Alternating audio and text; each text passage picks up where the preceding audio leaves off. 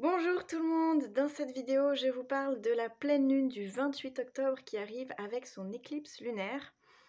Donc tout un programme, on est dans cette période d'éclipse depuis la précédente nouvelle lune.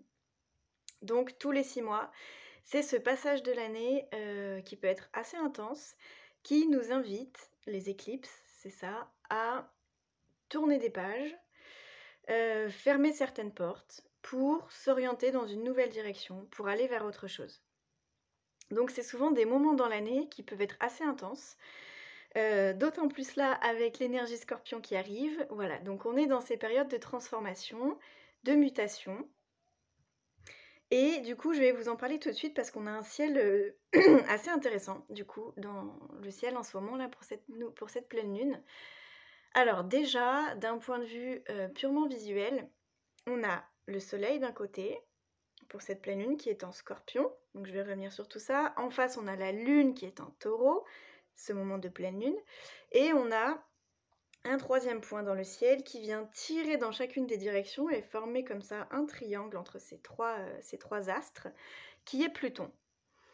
Pluton, c'est cette énergie qui est rattachée au signe du Scorpion, qui nous parle de transformation nécessaire. Donc déjà dans le ciel, on voit qu'il y a quelque chose qui nous pousse très fortement à avancer vers une métamorphose totale. Donc la thématique est déjà un petit peu donnée par ça. Et puis, donc ce qui se passe depuis ce 23 octobre jusqu'au 22 novembre, on avait le soleil donc jusque-là qui traversait le signe de la Balance, et puis là, il a fini son voyage en Balance, et il passe maintenant dans le signe du Scorpion, qui nous parle lui aussi de nettoyage, de métamorphose. Un petit peu, les éclipses finalement nous redisent un petit peu la même chose, que c'est un moment de passage. Donc voilà, on entre dans une traversée un petit peu de changement. Le signe du Scorpion, du coup, son rôle, c'est d'emmener une transformation nécessaire. C'est cette période de l'année où les feuilles des arbres tombent, et du coup, ils se mettent à nu et par ces feuilles-là qui tombent sur le sol, vont créer de l'humus, et cet humus va nourrir la terre, voilà, qui pourra faire renaître quelque chose de nouveau ensuite. L'énergie Scorpion, c'est exactement ça. C'est aller voir ce qui a besoin de mourir, aller voir ce qui a besoin de laisser aller, pour laisser la place à quelque chose d'autre, à une renaissance derrière. Alors, ça peut toucher quelque chose de très concret. Voilà, comme à chaque fois je le dis, mais les énergies du ciel, elles nous parlent toujours à différents plans, sur différents aspects qui sont évidemment différents pour chacun. Donc on peut être dans quelque chose de très concret, très palpable, qui doit changer clairement dans la matière, ou bien qui doit changer dans l'énergétique. J'ai envie de dire que l'énergie Scorpion, elle nous porte à aller voir justement nos émotions. Finalement, on est vraiment dans une énergie du non palpable avec l'énergie Scorpion. On est dans quelque chose de très intérieur, de très souterrain, de très mystérieux même. Et donc du coup, on contacte une énergie qu'on peut ne pas comprendre, qu'on a du mal à comprendre, on n'est pas du tout dans quelque chose de mental, c'est un signe d'eau qui nous amène vraiment à contacter au plus profond de nous-mêmes nos émotions, nos ressentis. Donc c'est vraiment un voyage intérieur, avec la notion de nous proposer d'aller voir, sous la surface, qu'est-ce qui se cache, qu'est-ce qu'on ressent, qu'est-ce qu'on vit, qu'est-ce qu'on traverse, et finalement d'accéder à une forme de transformation intérieure à partir de nos émotions. L'énergie Scorpion, elle nous appelle à nous détacher finalement de nos nébuleuses un peu intérieures émotionnelles. Donc c'est comme si, j'aime bien voir juste les signes, il y a des corrélations qui reviennent. Le signe de la Vierge qu'on a contacté depuis, enfin voilà, fin août et début septembre, c'était finalement un signe qui nous appelait à nettoyer, à purifier la matière. Voilà, c'est un signe de terre, donc dans quelque chose de purification de la matière. l'énergie Scorpion, qui lui ressemble quand même pas mal d'un point de vue visuel, il nous appelle, lui, à nettoyer, à transformer l'énergie et les émotions. Donc voilà, donc ça peut être un mois qui peut être assez intense parce qu'on vient un petit peu brasser tout ça et réveiller des choses très inconscientes, très souterraines, de manière à pouvoir les nettoyer. C'est un signe du coup qui arrive là en cette période d'automne où voilà, les arbres perdent leurs feuilles, qui nous appelle à l'impermanence de la vie finalement. Quand on nous appelle à naître, à mourir pour renaître, c'est finalement accepter l'impermanence, accepter aussi le non-attachement aux formes, le non-attachement à tout ce qu'on a pu connaître et qui doit changer en fait. C'est vraiment un signe qui cherche à transformer, donc il nous appelle à nous détacher. Et le détachement, c'est pas quelque chose de facile pour une énergie Scorpion. C'est un signe qui a envie de réaliser de grandes choses, qui sait où il va et du coup qui peut être très tenace. Je parle de l'énergie Scorpion et pas des personnes en elles-mêmes, à chaque fois je le précise. Mais voilà, mais c'est un signe fixe, donc il y a une volonté de créer quelque chose, de modifier profondément les choses. Mais du coup, dans tout ça, il y a quand même l'acceptation que pour modifier, il faut accepter que quelque chose justement meure pour laisser la place à autre chose. Donc voilà, donc on est dans cette période-là, donc jusqu'au 22 novembre, un grand voyage intérieur qui peut amener beaucoup de choses qui se réveillent mais non palpables. Donc, ne vous inquiétez pas s'il y a des peurs, des angoisses, des obsessions, des addictions qui reviennent. On est en plus vraiment appelé, avec cette période d'éclipse, à nettoyer tout ça et à nettoyer le passé. Donc, quand il y a des choses qui reviennent, des émotions déjà connues, des situations déjà connues, c'est comme un petit peu pour venir à chaque fois un peu plus nettoyer ce qu'il y a besoin pour atteindre une forme de pureté et de libération finalement émotionnelle et énergétique. Donc ça s'annonce quand même assez intéressant, qui peut être un beau voyage à vivre. C'est un signe qui nous montre aussi tout ce que d'habitude on ne veut pas voir.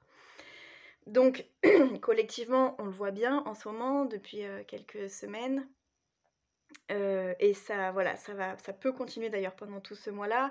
On peut baigner dans un climat un peu plus morose, un peu plus angoissant, un peu plus... Enfin voilà, il y a des choses un peu qui remontent à la surface et qui nous demandent d'aller voir derrière tout ça, qu'est-ce qui se cache, quel est le message, qu'est-ce qu'on a besoin de changer concrètement, à partir d'un événement qui peut se passer, comment je peux finalement aller modifier certains aspects de ce que je suis, de comment je fonctionne, de comment fonctionne la société, enfin voilà. Donc voilà, c'est assez intéressant. Ce qu'il se passe, c'est qu'on a aussi dans le ciel Mercure et Mars. Mercure, la planète de la pensée et de la communication. Mars, la planète de l'action, du combat, d'aller de l'avant. Ils sont collés. Donc ça nous donne déjà pardon, le fait d'avoir des pensées qu'on met en action tout de suite dans la matière. Donc je pense quelque chose, j'y vais. Voilà, on est dans une espèce de... Il y a une mise en action, une mise en mouvement. Ces deux signes-là, ces deux planètes-là, pardon, elles sont dans le signe, elles aussi, du Scorpion. Donc il y a une espèce de mise en mouvement qui va pouvoir créer des prises de conscience sur notre manière de fonctionner, sur qu'est-ce qui se cache en dessous de tout ça vraiment. Pourquoi, en fait voilà, il peut y avoir des événements et des mises en mouvement qui se font, qui vont amener une réflexion derrière, une recherche de pourquoi il s'est passé ça, pourquoi on fonctionne comme ça. On est vraiment là dans une grosse énergie Scorpion qui cherche à les comprendre, parce que souvent on ne comprend pas, donc on investigue, on recherche, on est dans une forme d'essayer de comprendre ce qui se passe, et qui va pouvoir mettre en lumière finalement, fondamentalement, qu'est-ce qui se passe au fin fond de tout ça en fait. Qui on est, pourquoi on agit comme ça. Enfin voilà, il y a une espèce... c'est comme si on venait s'éplucher de l'intérieur pour venir un peu s'analyser au plus profond de soi-même. De la même manière, au niveau collectif, c'est un peu ce qui peut se passer aussi, c'est-à-dire des événements qui peuvent être assez violents, qui peuvent sortir un peu des tréfonds et qui nous amènent ben voilà, à essayer de comprendre et à voir comment avancer avec tout ça. Hem, le revers un petit peu de la médaille de tout ça, c'est qu'on peut être dans une survigilance, dans dans une énergie finalement, le fait d'investiguer, d'aller chercher toujours plus profond, on se méfie de tout, on n'a plus confiance en rien, on sait plus trop à quoi on peut se fier ou non, de soi-même ou du monde. Voilà, donc ça peut amener une énergie comme ça un petit peu, méfiante, un petit peu, mystérieuse, on sait pas trop ce qui se cache derrière et on a envie de savoir. Et à mon sens, le message de cette pleine lune qui est très important, c'est finalement comment je vais utiliser l'énergie. Alors au niveau collectif, on peut pas tout maîtriser, on peut pas tout contrôler, et d'ailleurs au niveau personnel non plus, parfois, il y a des choses qui nous dépassent clairement et c'est d'ailleurs un des enseignements du Scorpion, c'est de dire, en fait, tes pulsions, tes émotions, tes sentiments, c'est pas forcément quelque chose que tu peux contrôler, en fait. C'est là, ça vit, ça existe, et tu n'as pas forcément d'impact, en fait. Si ça vient te réveiller dans la nuit en plein rêve, tu peux pas le nier, en fait, tu peux juste le voir. Par contre, là où réside ton pouvoir et là où il est très important de savoir utiliser cette énergie-là, c'est comment est-ce qu'on va, prendre conscience de ce qui est là, mais par contre on a notre libre arbitre sur, justement comment on va aller utiliser cette énergie et je viens de perdre ce que je voulais dire. Hem, ouais, comment en fait on peut, je suis désolée, j'ai un gros, en ce moment j'ai que des trucs comme ça. Comment on va vivre la situation? Voilà, c'est ça. J'avais pas envie en fait, j'avais le terme réaction qui me venait, j'avais pas envie de l'utiliser parce que justement, c'est sortir de la réaction. L'idée, c'est pas d'être en réaction, mais c'est comment je vais consciemment utiliser l'énergie. Parce qu'avec, l'énergie Scorpion qui touche au monde de l'invisible, on peut créer le meilleur comme le pire. Et en fait, on est en face de notre propre pouvoir intérieur et la question, c'est comment je vais utiliser ce pouvoir-là? Et quand j'ai l'impression de ne plus avoir le pouvoir et le contrôle sur rien, bah, mon pouvoir, il réside dans le fait de comment je vais vivre les choses, en fait. Comment je vais accepter ce qui est là. Comment je vais accepter justement cette, transformation nécessaire dont nous parle le Scorpion. Comment je vais accepter de laisser aller pour, accueillir la suite du chemin. Voilà, donc ça pour moi, c'est un message, assez clair de cette pleine lune, c'est comment je vais utiliser cette énergie-là? Qu'est-ce que je vais en faire? Et comment je vais pouvoir mettre de la conscience pour bien faire les choses. Avec une énergie Scorpion, on peut détruire ou on peut créer. Vraiment, c'est vraiment l'énergie de de l'alchimiste et du magicien, quoi. C'est celui qui va créer, la matière à partir de l'énergie. Et notamment pour cette pleine lune, c'est assez intéressant parce que du coup, donc on a le soleil, j'en ai beaucoup, beaucoup parlé avec une grosse énergie Scorpion là en ce moment.